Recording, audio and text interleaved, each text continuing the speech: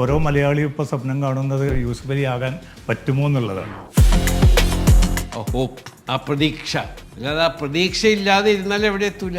മലയാളികൾക്ക് ഉള്ളൊരു ഗുണം എന്താണെന്നറിയും, എവിടെ ചെന്നാലും അവിടുത്തെ ആളായി മാറാനുള്ള ശക്തിയും കഴിവും പ്രാപ്തിയും തന്നെയാണ്.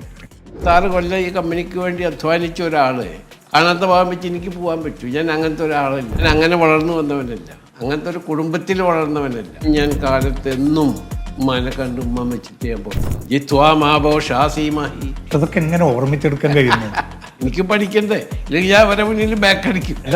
ടോപ്പ് ലെവലിലും അതേ സമയം താഴെയുള്ള മനുഷ്യരായിട്ടും അതെനിക്കാ. അതെ, അത് പിന്നെ അത് എൻ്റെ ജീവനിലുള്ളതാണ്. ഈ ജീവിതം എന്ത് പഠിപ്പിച്ചു എന്ന് ചോദിച്ചു കഴിഞ്ഞാൽ ഈ ഘട്ടത്തിൽ എന്തായിരിക്കും? എന്തെല്ലാം പഠിക്കാനിരിക്കുന്നു എന്നാണ് മറുപടി.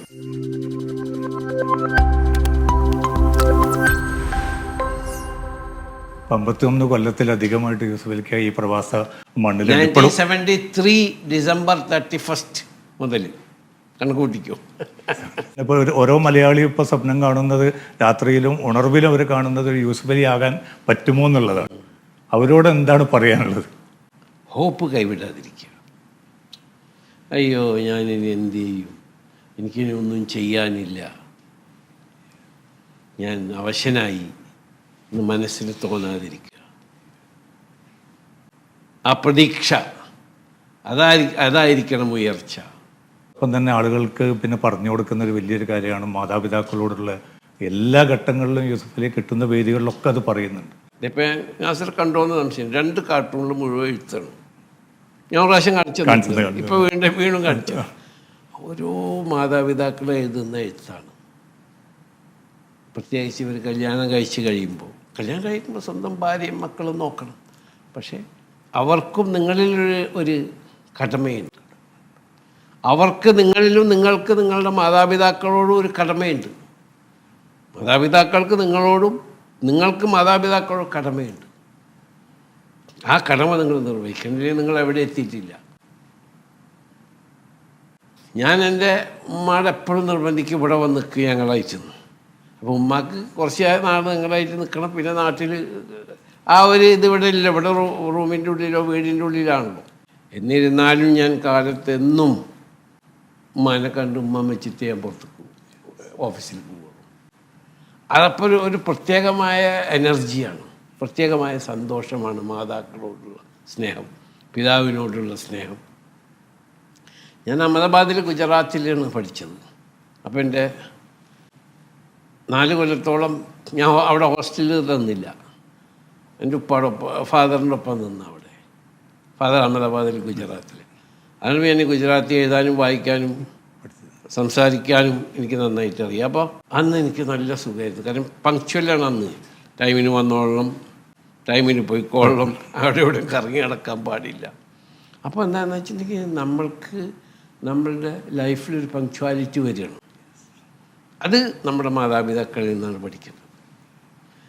എൻ്റെ ചെറുപ്പത്തിൽ എൻ്റെ ഉമ്മ കമ്പ്യൂട്ടർ വന്ന ഉടനെ എൻ്റെ ഭാര്യയോട് ചോദിച്ചറിയാം, കമ്പ്യൂട്ടർ എൻ്റെ ഉമ്മ പഠിച്ചത്. കാരണം ഇത് എൻ്റെ ഉമ്മയുടെ ഫാമിലി എഡ്യൂക്കേറ്റഡ് ഫാമിലി ആയിരുന്നു. അത് പരീക്കുട്ടി മാഷ് എന്ന് പറഞ്ഞാൽ അന്ന് 1937 ഹെഡ് മാഷായിരുന്നു. 1937 മാഷായിരുന്നു. അപ്പോൾ ഒന്ന് ആലോചിക്കണം. തന്നെയല്ല എൻ്റെ ഗ്രാൻഡ് ഫാദർ, ഉമ്മയുടെ വാപ്പ, അവരുടെ ഫാമിലി മുഴുവൻ എഡ്യൂക്കേറ്റഡ് ഫാമിലി ആയിരുന്നു. ഞങ്ങളത് ബിസിനസ് ഫാമിലി ആയിരുന്നു. ആ പങ്ക്ച്വാലിറ്റി പഠിക്കണമെങ്കിൽ മാതാപിതാക്കളിൽ നിന്ന് പഠിക്കണം. പിന്നെ അവരോട് സ്നേഹമുള്ളവരാവണം. അവരുടെ ബുദ്ധിമുട്ട് നമ്മുടെ ബുദ്ധിമുട്ടാണെന്നാണ്.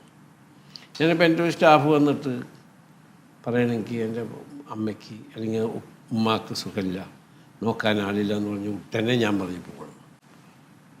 അത് നിൻ്റെ സമ്പാദ്യവും നിൻ്റെ കുടുംബ സുഖമല്ല നീ നോക്കേണ്ടത്, അവരുടെ സ്ഥിതിയാണ് നീ നോക്കേണ്ടത്. നിനക്ക് നാട്ടിൽ വേണമെങ്കിൽ ഞാൻ ജോലി തരാം എന്ന് പറഞ്ഞ് പലരും പോകാറുണ്ട്.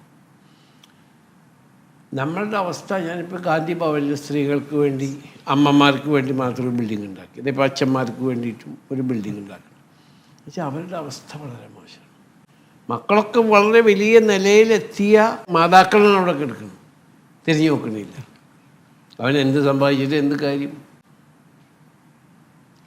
ഇവരെ കൊണ്ട് രാജ്യത്തിനും നമ്മുടെ സമൂഹത്തിനും അവരുടെ കുടുംബത്തിനും ഉപകാരമില്ല. എന്ത് കാര്യം? ആർക്കെങ്കിലും എന്തെങ്കിലുമൊക്കെ ഒരു സഹായം ഉപകാരം ചെയ്താലാണല്ലോ ഒരു ജന്മം സഫലമാവുകയുള്ളൂ എന്ന് വിശ്വസിക്കുന്നവരാണ് നമ്മൾ. നമ്മുടെ പ്രവാചകൻ പറഞ്ഞു, കാലത്ത് മുതൽ വൈകുന്നേരം വരെയും മദീനയിലെ മസ്ജിദുൻ നബവിയിൽ നീ ഇത്തിഖാഫോ ഇബാദത്തിനിരിക്കുന്നേക്കാളും എനിക്കിഷ്ടം ഒരു മനുഷ്യനെ സഹായിക്കുക. അതാണല്ലോ നമ്മൾ പഠിച്ചു വന്നത്. ഡെഡ് ബോഡി പോകുമ്പോൾ എനിക്ക് നിന്നുകൊണ്ട് പറഞ്ഞു, അതൊരു മനുഷ്യരെയാണ് നമ്മൾ സ്നേഹിക്കുകയും ആദരിക്കുകയും ബഹുമാനിക്കുകയും ചെയ്യുന്ന മനുഷ്യരെയാണ്. അത് മതത്തിന് മാത്രമേ ചെയ്യാൻ പാടുള്ളൂ. അങ്ങനത്തെ ഒരു പോളിസി ഒരു മതത്തിലുമില്ല. പക്ഷേ അതിന് ശേഷം ഇങ്ങനെ ഉണ്ടാക്കുന്നതാണ് ഓരോന്ന്. അതിനിപ്പോൾ നമുക്ക് എന്ത് പറയാൻ പറ്റും? അതോടൊപ്പം തന്നെ ഉമ്മയുടെ കെയറോഫിൽ റെക്കമെൻഡേഷനിൽ ഒരുപാട് പേര് ലുലുവിലും കയറിയിട്ടുണ്ട്. അപ്പോൾ ഇന്നിപ്പോൾ ഞാൻ കണ്ട ആൾ എൻ്റെ ഉമ്മ റെക്കമെൻഡ് ചെയ്ത് കൊണ്ടുവന്ന ആളാണ്. അല്ല, അത് ഒരുപാട് സഹായം മനുഷ്യന് വേണ്ടേ?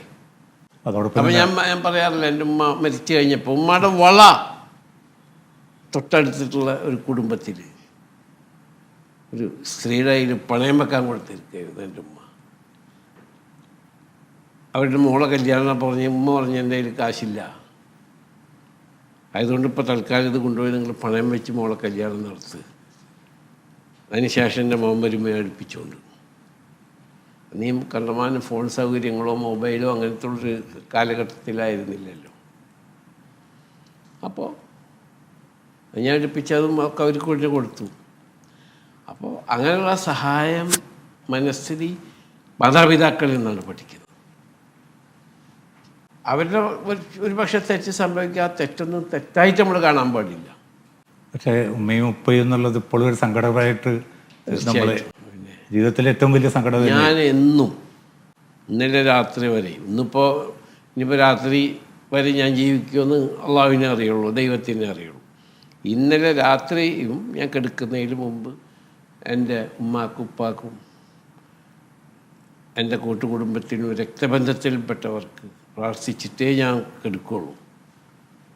എൻ്റെ ഭാര്യ അങ്ങനെ തന്നെയുള്ളൂ. അത് യങ് ജനറേഷൻ പഠിക്കണം. ജനങ്ങളൊക്കെ ഇത് ഉണ്ടല്ലോ, ഇപ്പോൾ ഈ സഹായങ്ങളും മറ്റേതൊക്കെ ചെയ്തു കൊടുക്കുമ്പോൾ അത് നമ്മളുടെ ഒരു ജീവിത ദൗത്യമായി തന്നെ മാറുകയാണ്.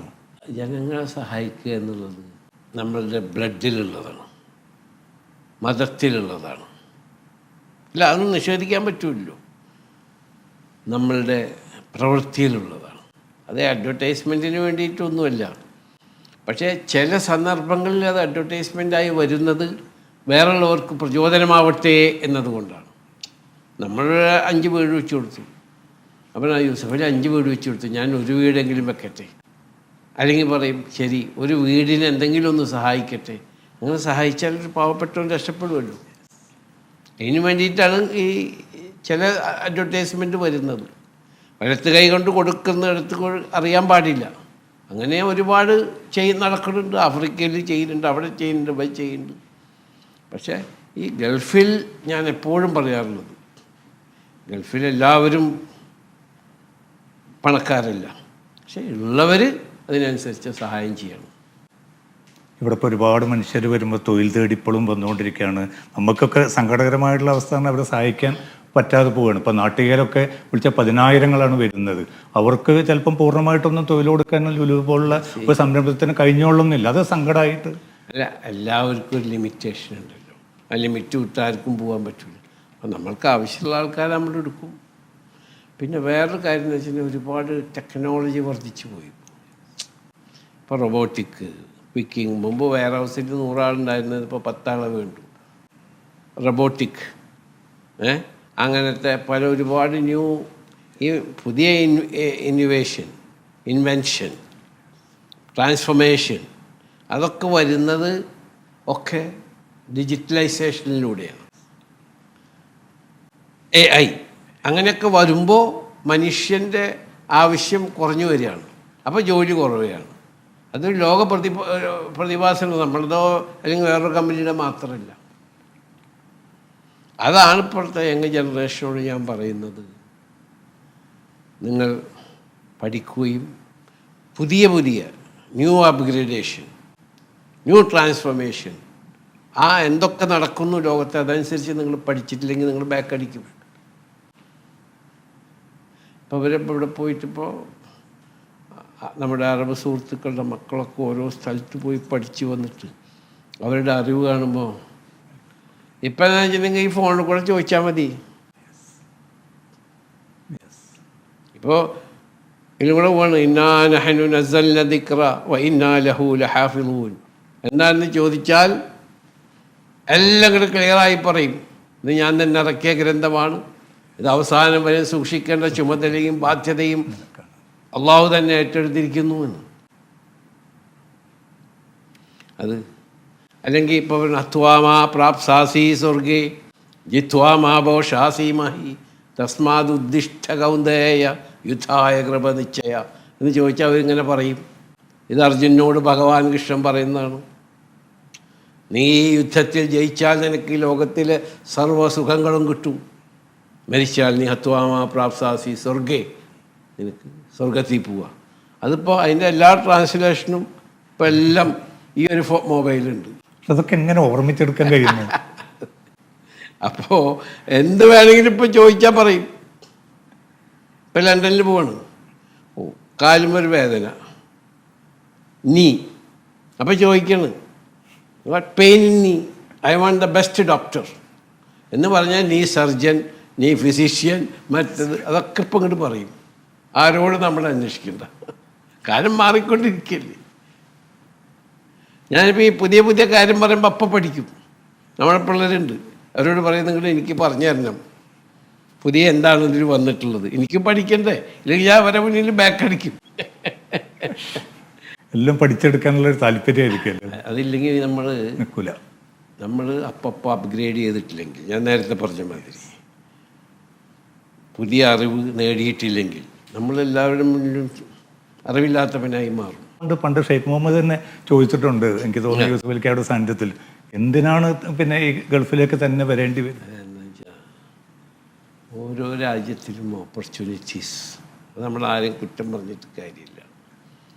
നമ്മുടെ രാജ്യത്ത് നമ്മളുടെ രാജ്യത്തിൻ്റെ രീതിയിലുള്ള ഓപ്പർച്യൂണിറ്റീസ്, ആ ഓപ്പർച്യൂണിറ്റീസ് പഠിപ്പിനനുസരിച്ചുള്ള ഓപ്പർച്യൂണിറ്റി ഇല്ലെങ്കിൽ അവർക്ക്, ഞാൻ ഈ നേരത്തെ വടവൃക്ഷത്തിൻ്റെ കാര്യം പറഞ്ഞ മാതിരി വേര് നേടിപ്പോണം. അതേമാതിരി അന്വേഷിച്ച് പോവുകയാണ്. ഇപ്പോൾ ലോകത്ത് ഒരുപാട് പിന്നെ രാജ്യങ്ങളിലെ മനുഷ്യർ ഈ സ്ഥാപനങ്ങളിലും മറ്റും വർക്ക് ചെയ്യുന്നു, അവരുമൊക്കെ നമ്മൾ ഇടപഴകുന്നൊക്കെ ഉണ്ട്.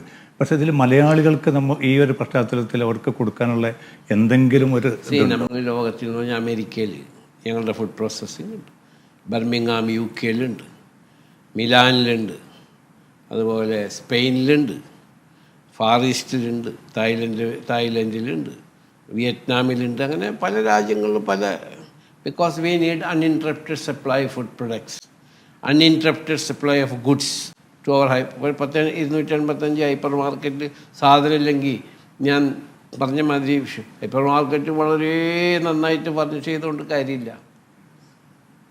അതിൻ്റെ ഉള്ളിൽ സാധനം നന്നാവണം, ക്വാളിറ്റി വേണം, പ്രൈസ് വേണം. നല്ല പ്രൈസ്, നല്ല ക്വാളിറ്റി, പിന്നെ നല്ല സർവീസും വേണം, പിന്നെ നല്ല പാർക്കിങ്ങും വേണം. ഇതൊക്കെ ഉണ്ടെങ്കിലേ നടക്കുകയുള്ളൂ. അങ്ങനെ പല സ്ഥലത്തും ഞാൻ പോയിട്ട് ആൾക്കാരൊക്കെ കാണാറുണ്ട്. അപ്പോൾ അവിടെയൊക്കെ മലയാളികളാണ്. അമേരിക്കയിൽ അതിൻ്റെ ചീഫ് റാഷിദാണ്, അതുപോലെ UK-യിലെ ചീഫ് ചാർട്ടേഡ് അക്കൗണ്ടൻ്റാണ് ഫാഹിമാണ്. അങ്ങനെ ഓരോ രാജ്യത്തൊക്കെ മലയാളികളാണ്. അതുപോലെ സ്പെയിനിൽ മാഡ്രിഡിലുള്ളത് പിള്ളയാണ്. അങ്ങനെ ഓരോ ആൾക്കാർ ഓരോ സ്ഥലത്തുണ്ട്. അവരൊക്കെ അവിടുത്തെ ജനങ്ങളുമായി ഇടപഴകി അവരുടെ കൾച്ചർ മനസ്സിലാക്കി. ഇപ്പം ഇടയ്ക്കിടയ്ക്ക് അവർ എന്നെ കാണാൻ വരുമ്പോൾ ചോദിക്കും, ഞാൻ വിളിക്കും അവരെ, എങ്ങനെയുണ്ട് അവിടുത്തെ സ്ഥിതി, അവിടുത്തെ ആൾക്കാരുടെ സ്ഥിതി എന്താണ്, അതൊക്കെ നോക്കി മനസ്സിലാക്കും. പക്ഷെ മലയാളികൾക്ക് ഉള്ളൊരു ഗുണം എന്താണെന്നറിയും, എവിടെ ചെന്നാലും അവിടുത്തെ ആളായി മാറാനുള്ള ശക്തിയും കഴിവും പ്രാപ്തിയും തന്നെയാണ്. മനസ്സിലായില്ല? നമുക്കതിൻ്റെ ഇടയിൽ ഒരാളെ പറ്റിക്കുക, ചതിക്കുക, എന്നിട്ട് അതുകൊണ്ട് കുറേ അങ്ങനെ മലയാളികളുടെ എല്ലാവരും 100% എന്നല്ല ഞാൻ പറയുന്നു, ചിലരൊക്കെ അവിടെ ഇവിടെയൊക്കെ ഉണ്ടാവാം. പക്ഷേ 99.9% ആളുകളും എവിടെ ചെന്നാലും ആ സ്ഥലത്തെ ആളുകളായിട്ട് എഴുകിച്ചേരുകയാണ്. ലോകത്തിൽ എവിടെ പോയിക്കോ. ഇപ്പോൾ ഒരു അറബി സഹോദരൻ്റെ വീട്ടിലൊരു ഡ്രൈവറാണെങ്കിൽ ആ വീട്ടിൽ അവർ എഴുതി ചേരുകയാണ്, കുടുംബ മെമ്പറാവുകയാണ്. പിന്നെ 2 ദിവസം മുമ്പ് ഇവിടുത്തെ വലിയൊരാൾ വിളിച്ചു, അദ്ദേഹത്തിൻ്റെ ഭാര്യ എന്നെ വിളിച്ചു. ഓ ബ്രദർ യൂസുഫ്. ഞാൻ ചോദിച്ചു, ഷെയ്ഖ യെസ്, എൻ്റെ ഡ്രൈവർക്ക് എൻ്റെ കുട്ടിക്ക് ഒരു അഡ്മിഷൻ വേണം ഇന്ത്യൻ സ്കൂൾ. അപ്പോൾ ഞാൻ ഇവിടുത്തെ ഏറ്റവും വലിയ സ്കൂൾ ഇന്ത്യൻ സ്കൂളാണ്, അതിൻ്റെ ചെയർമാനാണ്. ഒരു അഡ്മിഷൻ വേണം. അവൻ പോയപ്പോൾ എനിക്ക് കിട്ടിയില്ല, അത് റെഫ്യൂസ് ചെയ്തു, മാർക്ക് കുറവായിരുന്നു. ആയതുകൊണ്ട് വി നീഡ് യുവർ ഹെൽപ്പ്. ഞാൻ പറഞ്ഞു, I M in your country Sheikha, we will do it. ഞാൻ ചെയ്തു കൊടുത്തു. അപ്പോൾ അതെന്തുകൊണ്ടാണ് അവർ വിളിച്ച് പറയുന്നത്? അവരുടെ ഫാമിലിയിൽ ഒരു മെമ്പറെന്ന് അവർ ധരിച്ചു വെക്കുന്നത് കൊണ്ടാണ്. അല്ലെങ്കിൽ ഡ്രൈവർ എന്തിന് സീറ്റ് കിട്ടിയാലും കിട്ടിയില്ലെങ്കിൽ എന്നല്ല ചിന്തിക്കുക.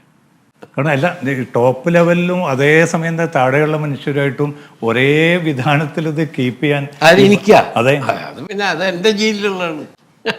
അല്ല, നമ്മളൊക്കെ ഇപ്പൊ എല്ലാ ആളുകളെ നോക്കുമ്പോൾ അവർക്കൊന്നും ഇല്ലാത്തൊരു ക്വാളിറ്റി ആയിട്ട്. അല്ലല്ല, അതിപ്പോൾ ഏത് ചെറിയ ആളായാലും വലിയ ആളായാലും അതുകൊണ്ട് നമ്മൾ താഴുകയോ നമ്മൾ ഉയരുകയോ ചെയ്യില്ല.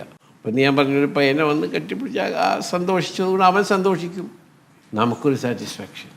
ചൊട്ടയിലെ ശീലം ചുടല വരെ എന്നാണ് പറയുന്നത്. എൻ്റെ വല്ലിപ്പയിൽ നിന്ന് പഠിച്ചതാണ്. ഞാൻ ഗ്രാമത്തിൽ ജനിച്ചു വളർന്നപ്പോൾ ആ സംസ്കാരം പഠിച്ചതാണ്.